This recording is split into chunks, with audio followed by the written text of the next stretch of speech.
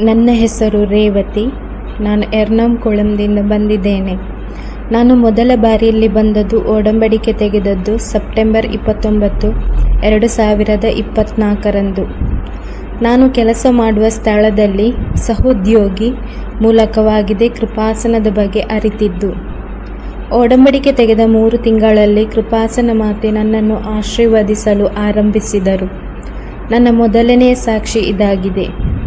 ನನಗೆ ಒಂದು 2 ವೀಲರ್ ಕೊಂಡುಕೊಳ್ಳುವ ಆಗ್ರಹವಿತ್ತು. ನನ್ನ ಕೈಯಲ್ಲಿ ಬೇಕಾದಷ್ಟು ಹಣವಿರುವಾಗ ನನಗೆ ಖರೀದಿಸಲು ಆಗಲಿಲ್ಲ. ಆದರೆ ಒಡಂಬಡಿಕೆಯ ನಂತರ ಹಣದ ಕಷ್ಟವಿದ್ದರೂ ಕೃಪಾಸನ ಮಾತೆ ನನಗೆ 2 ವೀಲರ್ ಖರೀದಿಸುವಂತೆ ಮಾಡಿದರು. ನನ್ನ ಎರಡನೇ ಸಾಕ್ಷಿ ಏನೆಂದರೆ, ನನ್ನ ಮಗನಿಗೆ ಅಲೋಪೇಶಿಯಾ ಏರಿಯೇಟಾ ಎಂಬ ತಲೆಕೂದಲು ಉದುರಿ ಹೋಗುವ ರೋಗ ಬಂತು. ವೃತ್ತಾಕಾರದಲ್ಲಿ ತಲೆಕೂದಲು ಉದುರುವ ಈ ರೋಗ ಅವನ ತಲೆ 2 ಭಾಗದಲ್ಲಿ ಇತ್ತು. ನಾವು ಆಸ್ಪತ್ರೆ ತೋರಿಸಲಿಲ್ಲ. ಬದಲಿಗೆ ಕೃಪಾಸನದ ಆಶೀರ್ವದಿಸಿದ ಉಪ್ಪು, ತೈಲ, ಜೇನನ್ನು ಹಚ್ಚಿ ಪ್ರಾರ್ಥಿಸುತ್ತಿದ್ದೆ. ಅದರ ಪರಿಣಾಮವಾಗಿ ಒಂದು ಭಾಗದಲ್ಲಿ ತಲೆಕೂದಲು ಪೂರ್ಣವಾಗಿ ಬಂತು, ಇನ್ನೊಂದು ಭಾಗದಲ್ಲಿ ಬೆಳೆಯುತ್ತಾ ಇದೆ. ನನ್ನ ಮಗ ಮೊಣಕಾಲೂರಿ ಕಣ್ಣೀರಿನಿಂದ ಪ್ರಾರ್ಥಿಸುತ್ತಿದ್ದನು. ಅವನ ಪ್ರಾರ್ಥನೆಯನ್ನು ಕೃಪಾಸನ ಮಾತೆ ಕೇಳಿದರು. ನನ್ನ 3ನೇ ಸಾಕ್ಷಿ, ನಾನು ಕಳೆದ 1.5 ವರ್ಷದಿಂದ ಇಟಲಿಗೆ ಹೋಗುವ ವೀಸಾ ಪ್ರೊಸೆಸನ್ನು ಶುರು ಮಾಡಿದ್ದೆ. 1 ತಿಂಗಳ ಹಿಂದೆ ಏಜೆಂಟ್ ಕರೆ ಮಾಡಿ ಹೇಳಿದರು, ನಮ್ಮಿಂದ ಈಗ ಏನು ಮಾಡಲು ಸಾಧ್ಯವಿಲ್ಲ, 3 ತಿಂಗಳ ನಂತರವೇ ವೀಸಾ ಪ್ರೊಸೆಸ್ ಸ್ಟಾರ್ಟ್ ಮಾಡುವುದು ಎಂದು. ಆದರೂ ನಾನು ವಿಸಿಟಿಂಗ್ ವೀಸಾದಲ್ಲಿ ಅಪ್ಲೈ ಮಾಡಿದೆ. ನನ್ನ ಎಲ್ಲ ಪೇಪರ್ ವರ್ಕ್ಗಳು ಬೇಗವಾಯಿತು. 2 ವಾರದ ಒಳಗೆ ಎಲ್ಲವೂ ಸರಿಯಾಯಿತು. ನಾನು ಈ ತಿಂಗಳ 28ನೇ ತಾರೀಕಿನಂದು ಇಟಲಿಗೆ ಹೊರಡುತ್ತೇನೆ. ನನ್ನ 4ನೇ ಸಾಕ್ಷಿ ಇದಾಗಿದೆ. ನನ್ನ ಕುಟುಂಬದಲ್ಲಿ ಸಮಾಧಾನವಿರಲಿಲ್ಲ. ಹಸ್ಬೆಂಡ್ ಮತ್ತು ಅವರ ತಂದೆ ತಾಯಿ ನಡುವೆ ಸಂಬಂಧ ಸರಿ ಇರಲಿಲ್ಲ.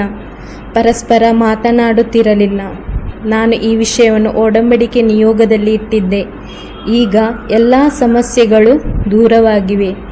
ನಾನು ಕೃಪಾಸನ ಪತ್ರಿಕೆಯನ್ನು ಆಸ್ಪತ್ರೆ ಹಾಗೂ ಇತರ ಕಡೆ ಹಂಚುತ್ತಿದ್ದೇನೆ.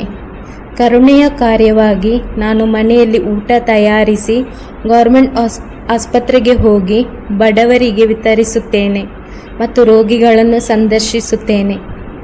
ನನಗೆ ನೀಡಿದ ಎಲ್ಲ ಉಪಕಾರಗಳಿಗೂ ಯೇಸುವಿಗೂ കൃപാസന തായിಗೂ കോಟಿ വന്ദനಗಳು. പുറപ്പാടിൻ്റെ പുസ്തകം 33-ാം അധ്യായം 14-ാം തിരുവചനം. കർത്താവ് പറഞ്ഞു, ഞാൻ തന്നെ നിന്നോടുകൂടെ വരികയും നിനക്ക് ആശ്വാസം നൽകുകയും ചെയ്യും. നമ്മൾ ആശ്വാസം തേടിയാണ് കൃപാസനത്തിലേക്ക് എല്ലാ മക്കളും വരുന്നത്. ഇന്നിവിടെ തടിച്ചുകൂടിയിരിക്കുന്ന ജനത്തിൽ ആരോടെങ്കിലും ഒരാളോട് ചോദിച്ചാൽ എനിക്ക് യാതൊരു പ്രശ്നങ്ങളുമില്ല, ജീവിതത്തിൽ ഞാൻ വളരെ സംതൃപ്തനാണ് എന്ന് പറയുന്നത് വളരെ ചുരുക്കമായിരിക്കും. അതും പരിശുദ്ധ അമ്മയിൽ നിന്ന് അനുഗ്രഹം പ്രാപിച്ചതിന് മാത്രം, ഈശോയെ സ്നേഹിക്കാൻ തുടങ്ങിയതിനും ശേഷം മാത്രമായിരിക്കും ആ ഉത്തരം നമുക്ക് ലഭിക്കുക.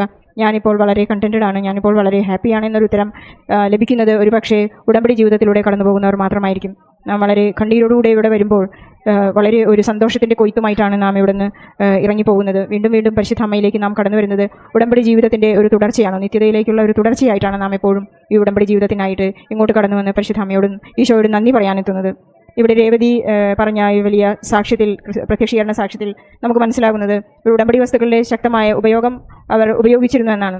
ഈ മകൻ്റെ തലയിലുണ്ടായിരുന്ന മുടി പൊഴിയുന്ന ഒരവസ്ഥയിൽ മകൻ തന്നെ വളരെ സങ്കടപ്പെട്ടു. 13 വയസ്സായി എന്ന് പറയുമ്പോൾ അവൻ്റെ കൂട്ടുകാരുടെ കൂടെയുള്ള ആ കളികളിലും കളിച്ചു ചിരിച്ച് നടക്കേണ്ട പ്രായത്തിൽ വളരെ വേദനിക്കേണ്ട ഒരവസ്ഥ വന്നപ്പോൾ ഞാൻ വളരെ കണ്ണീരോടുകൂടി സങ്കടത്തോടുകൂടി പരിശുദ്ധ അമ്മയോട് കരഞ്ഞു പ്രാർത്ഥിച്ചിരുന്നു എന്നാണ് ഈ അമ്മ നമ്മോട് സാക്ഷ്യപ്പെടുത്തുന്നത്. ഉടമ്പടി വസ്തുക്കളുടെ ഉപയോഗം മൂലവും ആ വിശ്വാസം, അവരുടെ വിശ്വസ്തയോടുകൂടിയുള്ള ഒരു വിശ്വാസത്തിൽ അവർക്ക് ഈ സൗഖ്യം പ്രാപിച്ചു എന്ന് നമുക്ക് മനസ്സിലാക്കാം.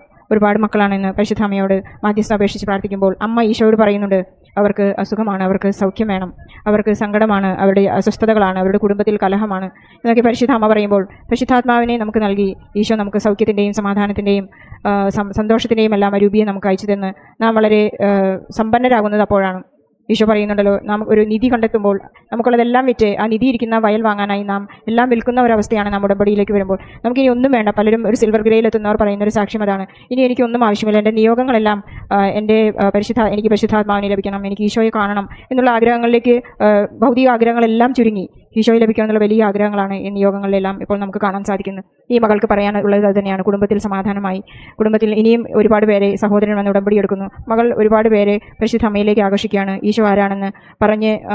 ഈശോ ആരാണെന്ന് മക്കളോട് ഇപ്പോൾ പറഞ്ഞു കൊടുക്കുന്ന ഒരു സ്റ്റേജിലേക്ക് മകൾ എത്തിയിരിക്കുകയാണ്. മകൾക്ക് 2 ആഴ്ചയ്ക്കുള്ളിലാണ് വിസ നൽകി ഈശോ അനുഗ്രഹിച്ചിരിക്കുന്നത്. ഇറ്റാലിയൻ വിസ നൽകാനായി ആ പ്രോസസ്സിന് വേണ്ടിയിട്ട് ഒരുപാട് കഷ്ടപ്പെട്ടപ്പോൾ 2 ആഴ്ചയ്ക്കുള്ളിൽ ഈ മകൾക്ക് വിസ ലഭിച്ചു എന്നവർ സാക്ഷ്യപ്പെടുത്തുന്നു. അതുപോലെ തന്നെ ഒരു ആഗ്രഹമായിരുന്നു 2 വീലർ കിട്ടണം എന്നുള്ളത്. അത് വാങ്ങാനായി നമ്മുടെ എല്ലാ കാര്യങ്ങളിലും പരിശുദ്ധ അമ്മ ഒരു ചെറിയ ആഗ്രഹങ്ങളെല്ലാം ഈശോയോട് പറയുമ്പോൾ നമുക്കെല്ലാം സാധ്യമാക്കുന്നു എന്നുള്ളതാണ് ഉടമ്പടിയുടെ പ്രത്യേകത. അതിൽ നിന്നെല്ലാം ഉയരാൻ പരിശുദ്ധ അമ്മ നമ്മോട് പറയുന്നുണ്ട്. നിങ്ങൾ ഭൗതിക വസ്തുക്കളിൽ കുടുങ്ങിക്കിടക്കാതെ ഈശോയിലേക്ക് തിരിയുവാൻ. ആദ്യം നിങ്ങൾ എൻ്റെ രാജ്യവും അവിടുത്തെ നീതിയും അന്വേഷിക്കുമ്പോൾ നമുക്കെല്ലാം കൂട്ടിച്ചേർക്കപ്പെടുമെന്നാണ് വചനം നമ്മെ പഠിപ്പിക്കുന്നത്. നമുക്ക് വചനത്തിലെ അധിഷ്ഠിതമായ ഒരു ജീവിതം മുന്നോട്ട് വയ്ക്കാം, നിത്യതയിലേക്ക് പ്രയാണം ചെയ്യാം. ഉടമ്പടിയിലായിരിക്കുന്നവരെല്ലാം തന്നെ ഈശോയെ പ്രാപിക്കുവാനുള്ള ഒരു അനുഗ്രഹത്തിനായിട്ട് നമുക്ക് പ്രാർത്ഥിക്കാം. നമ്മുടെ അനുഗ്രഹങ്ങളെല്ലാം കൃപകളായി മാറ്റാനാണ് ജോസഫച്ചൻ നമ്മോട് പറയുന്നത്. നമ്മുടെ ഉടമ്പടി ജീവിതം അതിനുള്ള ഒരു മാധ്യമമായിരിക്കട്ടെ. ഈ സാക്ഷ്യത്തിനായി രേവതിക്കും കുടുംബത്തിനു വേണ്ടി പ്രാർത്ഥിച്ചുകൊണ്ട് ജീവിതത്തിൽ ജോലിയില്ലാതെ മക്കളുടെ അസുഖം മൂലം കുടുംബത്തിലെ അസ്വസ്ഥതകൾ മൂലം കഷ്ടപ്പെടുന്ന എല്ലാ ഉടമ്പടി മക്കളെയും നിയോഗം വെച്ച് പ്രാർത്ഥിച്ചുകൊണ്ട് ഈ സാക്ഷ്യം പരിശുദ്ധ അമ്മയ്ക്ക് ഈശോയ്ക്ക് നൽകി നല്ലൊരു കയ്യടി നൽകി ഈ സാക്ഷ്യം നമുക്ക് സമർപ്പിക്കാം.